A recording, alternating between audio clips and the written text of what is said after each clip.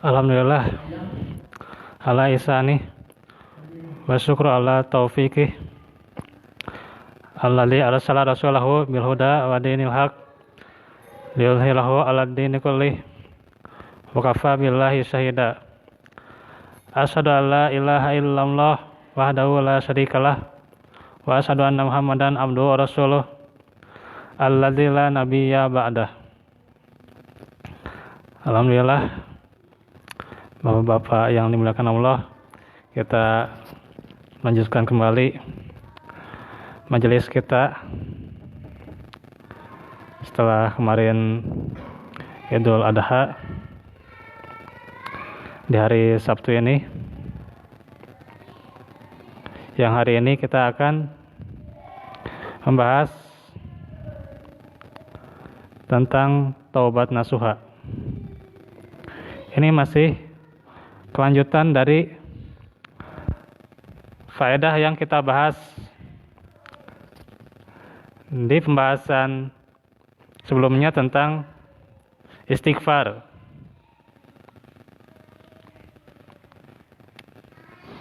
Taubat nasuha, seperti yang kita tahu, diperintahkan oleh Allah dalam surah At-Tahrim ayat 8. A'udzubillahi minasyaitonirrajim. Ya ayyuhalladzina amanu tubu ilallahi taubatan nasuha.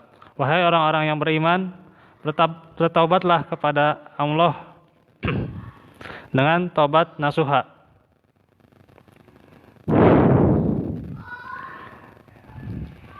Dalil ini merupakan perintah bagi orang-orang yang beriman untuk bertaubat kepada Allah saja dengan taubat yang sesungguhnya, yang sebenar-benarnya. Dijelaskan oleh Imam Al-Qurazi rahimahullah, taubat nasuha itu ada 4 syarat. Pertama, beristighfar dengan lisan. Bisa mengucapkan berbagai kalimat istighfar ya. Atau kita juga setelah sholat senantiasa beristighfar.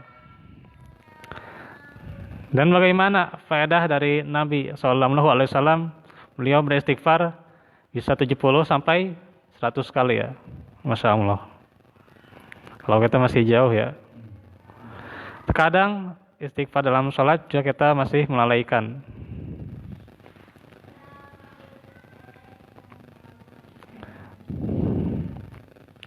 Yang kedua, meninggalkan maksiat dengan anggota badan. Artinya bagaimana? Sekuat mungkin, seusaha mungkin, maksiat itu ditinggalkan. Karena maksiat itu mempermudah berbagai dosa-dosa yang lain. Karena itu, seorang muslim harus meninggalkan maksiat. Ketiga, bertekad di dalam hati untuk tidak lagi mengulang maksiat itu. Harus ada tekad yang bulat untuk meninggalkan maksiat. Setelah itu, faida azamta fatawakkal 'ala Allah. Setelah bulat tekad itu, maka tawakal kepada Allah.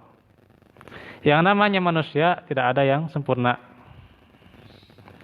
Sekalipun orang yang berilmu, tidak akan ada yang sempurna. Karena itu, manusia itu tempatnya minal khata' wa nisyan, salah dan lupa. Terkadang sengaja, terkadang juga nggak sengaja. Karena itu, ketika bertobat, kita harus bertekad di dalamnya supaya tidak lagi maksiat. Dan tidak menjadikan orang-orang jelek sebagai teman. Karena itu harus mencari teman-teman yang soleh, ya. Berhijrah dari teman-teman yang buruk ke teman-teman yang soleh. Karena satu sama lain teman itu akan bermusuhan, ya. Al-ahillau yaumaidin ba'duhum bi ba'din aduwwun illal muttaqin. Aduwwun illal muttaqin. Bahwasanya teman itu akan menjadi musuh bagi yang lainnya, kecuali bagi mereka yang bertakwa.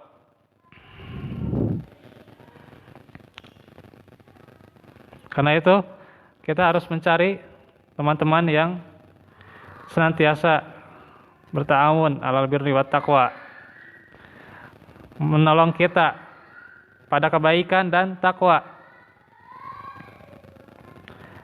tidak menolong dalam al-ism waludwan, dosa dan permusuhan. Harus mencari teman-teman yang soleh, karena kalau dia tidak berteman dengan yang soleh, maka niscaya akan berat yang namanya taubat atau hijrah. Seseorang yang hijrah, ketika Nabi SAW hijrah dengan para sahabatnya, itu merupakan kewajiban. Karena apa? Meninggalkan Mekah saat itu yang dihuni oleh orang-orang musyrik sebelum Nabi hijrah. Karena itu wajib hijrah ke Madinah. Kalau tidak, ancamannya dosa besar. Iya. Begitu juga kalau seseorang ingin bertobat, tinggalkan negeri-negeri yang bermaksiat rakyatnya. Tinggalkan rumah-rumah atau perkampungan yang di dalamnya terdapat maksiat. Harus berhijrah dari kemaksiatan itu menuju ketakwaan.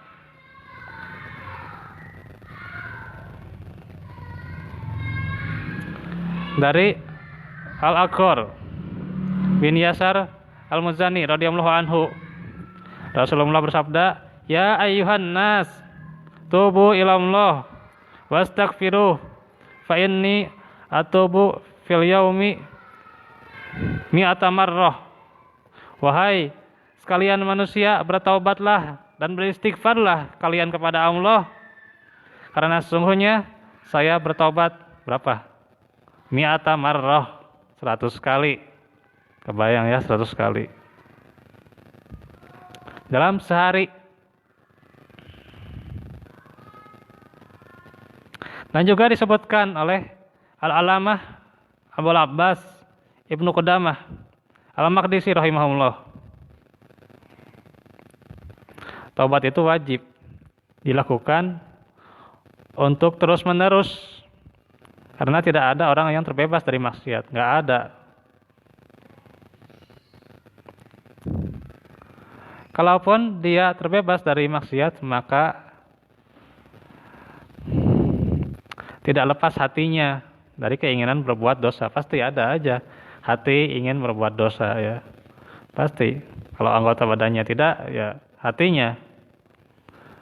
Kalaupun tidak, jika bersih dari hal itu juga, maka tidak kosong hatinya dari bisikan-bisikan setan. Pasti ada aja bisikan setan, ya, dari kirinya, dari kanannya, dari depan belakang, ya pasti ada aja yang memunculkan beraneka ragam pikiran-pikiran yang membuat lalai dari mengingat Allah. Nah, itu godaan-godaan setan yang memaksa atau yang mempengaruhi manusia untuk jauh dari Allah dan tidak berzikir pada Allah. Kalaupun itu tidak, maka seseorang akan lalai dan kekurangan dalam mengenal Allah, sifat-sifatnya dan perbuatannya. Nah, ini sudah lebih berat lagi ya.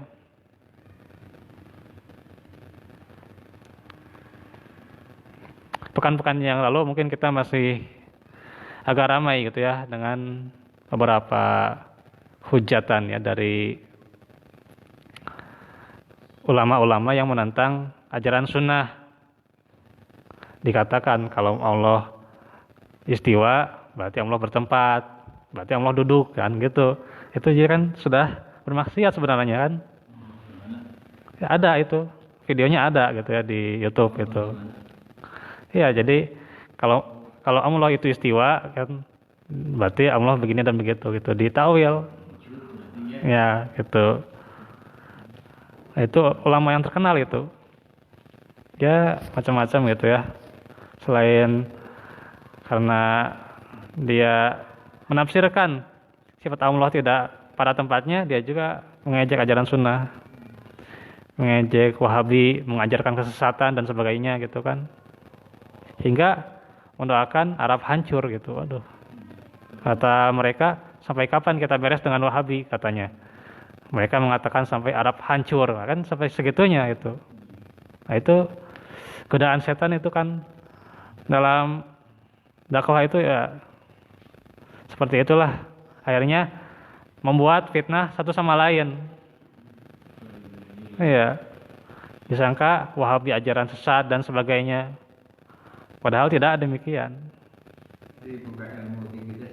Nah, itu. Iya. Bapak yang terpintar ilmu tapi dalam pelaksanaannya kalau yang disebut kaum toha itu ada masjid. Jadi ilmu itu bagaimana harus dimanfaatkan gitu untuk sesama.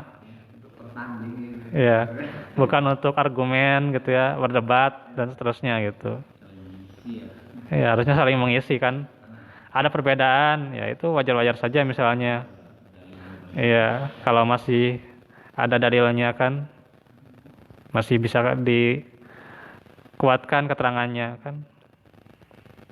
Cuman di kita, ya kalau dibid'ahkan sedikit langsung gitu kan, disangka Wahabi begini dan Wahabi begitu kan, ya, nggak terima gitu dia.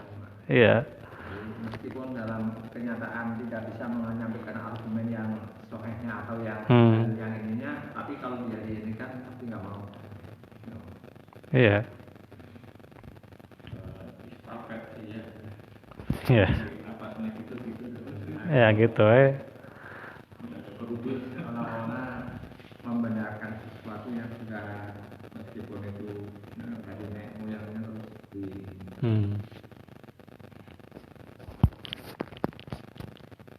Walau kana aba'uhum wa abna'uhum dan seterusnya kan dikatakan seperti itu kan dari nenek moyang kami, dari guru-guru kami kan gitu. Ya tidak akan jadi kebenaran ya. Walaupun dari keturunan-keturunannya kalau tidak bersama yang hak gitu.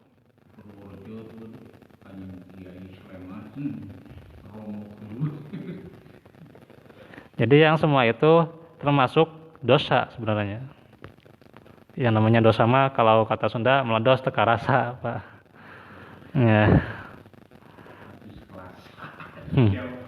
Jadi ya ada ya gitu. Gak akan sadar gitu lah.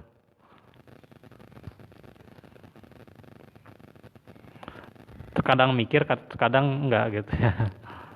Terkadang sengaja gitu. Atau mungkin karena harta, nah kan akhirnya berbuat dosa gitu. Yang penting dapat harta gitu kan. Nah itu, iya. Nggak peduli apa nanti yang terjadi gitu ya. Yang penting harta gitu kan. Itu godaan setan. Apalagi dalam hal agamanya, wah luar biasa itu, dosanya lebih besar itu ya. Jual beli dengan ayat-ayat Allah itu.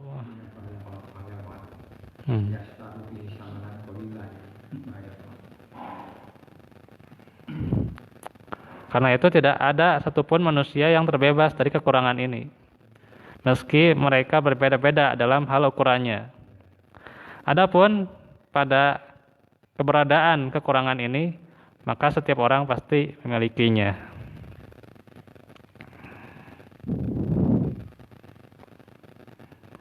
Karena itulah wajib bagi seorang mukmin mengisi harinya dengan taubat. Karena itu indah sekali hati orang yang selalu bertaubat. Dikatakan Imam Abdullah bin Aun rahimahullah, hati orang yang senang bertaubat layaknya kaca tuh, layaknya kaca. Semua hal yang mengenainya akan memberi dampak padanya. Nasihat misalnya begitu cepat masuk ke dalam hati orang-orang yang gemar bertobat tuh. Dan nasihati kan gampang orang yang bertobat itu. Mereka amat dekat dengan kelembutan tuh. Ini juga menjadi hikmah bagi kita bahwa menyampaikan Islam itu dengan kelembutan ya. Karena dengan kekerasan ya tidak akan bisa tersampaikan dengan baik gitu. Maka obat hati itu diantaranya adalah taubat.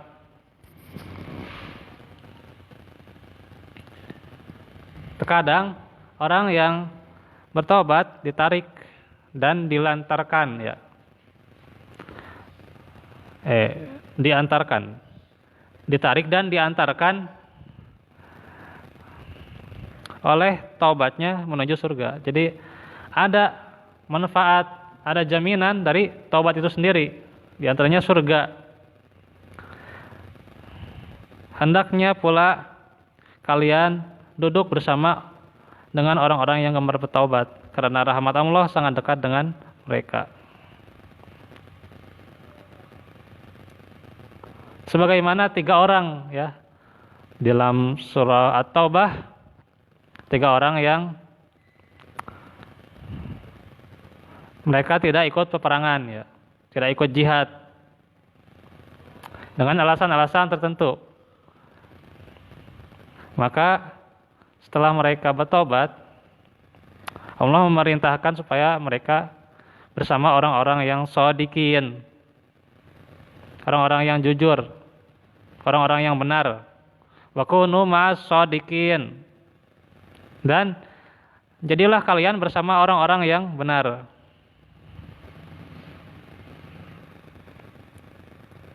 Karena itu taubat harus dekat dengan orang-orang yang senantiasa mengajarkan kebenaran, mengajarkan kebaikan. Dikatakan juga dari Abu Hamzah Anas bin Malik radhiyallahu anhu. Nama lain Anas bin Malik diantaranya Abu Hamzah ya, kunyahnya. Rasulullah bersabda dalam hadis yang panjang, Allah itu sangat gembira, benar-benar gembira dengan taubat hambanya ketika si hamba yang bertobat kepadanya melebihi kegembiraan salah seorang di antara kalian yang berada di atas kendaraan di sebuah tanah padang yang sunyi. Lalu hewan tunggangannya itu pergi meninggalkannya. Padahal di atasnya ada makanan dan minuman. Hingga dia putus asa untuk bisa mendapatkannya kembali. Bagaimana utamanya taubat. Lebih dari kendaraan-kendaraan.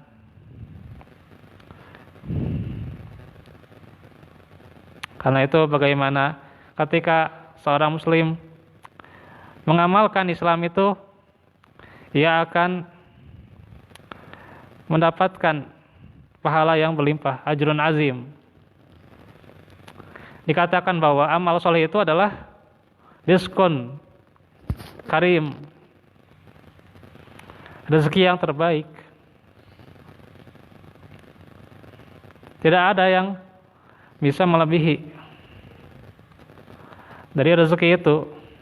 Karena itu kita harus mensyukuri rezeki itu. Apalagi kita bisa hadir saat ini di dalam majelis ilmu. Kebanyakan setelah Idul Adha, ya Allah alam itu tahun-tahun kemarin juga selalu kadang-kadang penurunan itu ya. Penurunan semangat, amal soleh ya. Sholat berjamaah kadang turun gitu ya. Karena ya sudah ada hilang lagi semangatnya. Jadi naik turun gitu. Euforia Ramadan udah nggak ada gitu ya. Tunggu lagi nanti 9 bulan kan. Sudah terus turun dan turun gitu ya. Padahal kan Id itu kan berulang-ulang ya. Id ya. Artinya berulang-ulang. Artinya kita harus berulang lagi, beramal, berulang lagi gitu. Semangat lagi gitu. Bulan di Ramadan itu tidak ada dampaknya untuk ke 11 bulan yang lain. Iya. Tidak ada realisasi karena itu.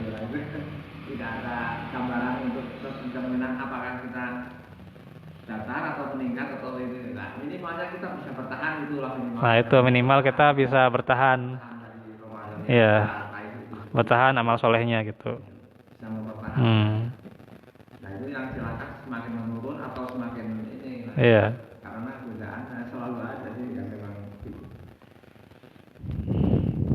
Walaupun ya pertahankan itu lebih berat memang. Benar. Daripada membangun gitu kan. Kalau membangun kan gampang, tinggal bangun gitu ya. Nggak tahu bagaimana hasilnya, tapi kalau mempertahankan, wah berat itu ya. Ternyata kalau sudah ke cenderung ke dunianya yang diberatkan, difokuskan itu di siraman rohani seperti ini, mengaji dia penimba ilmu untuk pengetahuan agama teh sama kayak susah gitu. Ya itu. Berat, susah dan Iya. seolah-olah menganggapnya sudah hal yang bukan penting lagi gitu menganggapnya gitulah. Padahal kita kesempurnaan dari ibadah kan dari ilmu itu. Iman kita akan naik dari mana iman kita kalau tidak di Iya. ilmu? Nggak akan mungkin. Iya. Karena kalau kurangnya ilmu bisa jadi ya kurang lagi gitu kan, semangatnya down lagi gitu kan. Nah, pokoknya Iya. itu ilmu itu. Hmm. Kita ini gimana Iya. yang akan bisa subur gitu. Ikut lagi godaan-godaan kan menuju keburukan lagi kan. Nah, itu karena kurang ilmu gitu. Tawakalnya kurang, taubatnya kurang, nah itu karena kurang ilmu. Kemudian kita lanjut lagi. Dari hadis riwayat Muslim. Dia pun mendatangi sebatang pohon lalu berbaring di bawah naungannya. Dalam keadaan sudah tidak memiliki harapan dari kendaraannya. Itu yang barusan lanjutannya ya. Ketika dalam keadaan demikian, ternyata tiba-tiba hewan tunggangannya berdiri di dekatnya. Lalu dia pun menggenggam tali kekangnya. Saking gembiranya tuh. Ketemu si hewan itu. Dan berkata, "Ya Allah, engkau hambaku dan aku Robmu." Jadi kebalik gitu. Harusnya kan aku hambamu, engkau Robku gitu kan. Ini kebalik gitu. Karena saking gembiranya.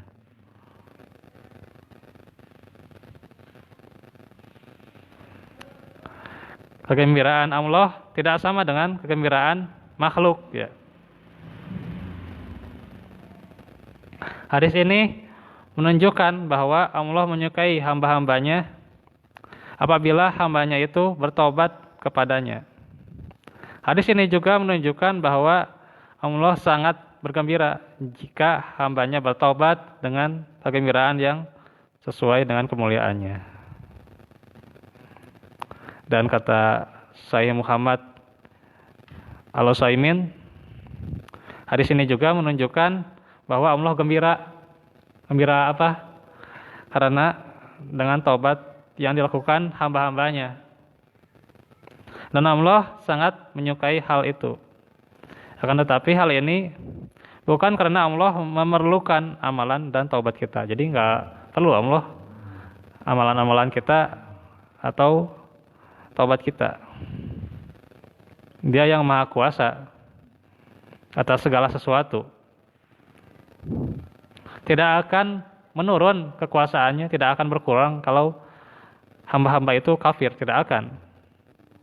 Atau hamba-hamba itu soleh, tidak akan bertambah kekuasaannya.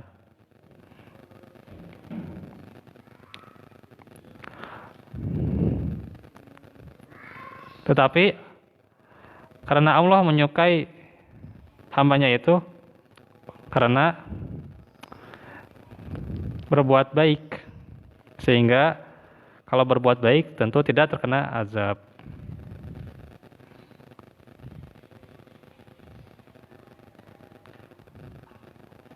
Nah, itulah nanti bagaimana kita lanjut lagi nanti di pembahasan tentang menjauhi teman-teman yang buruk. Jadi setelah bertaubat, maka jauhilah teman-teman yang buruk. Insyaallah di esok hari ya. Wallahu a'lam. Walafu minkum barakallahu fikum. Subhanakallahumma bihamdik asyhadu an la ilaha illa anta astaghfiruka wa atubu ilaik. Wa akhiru da'wana anil hamdulillahi rabbil alamin.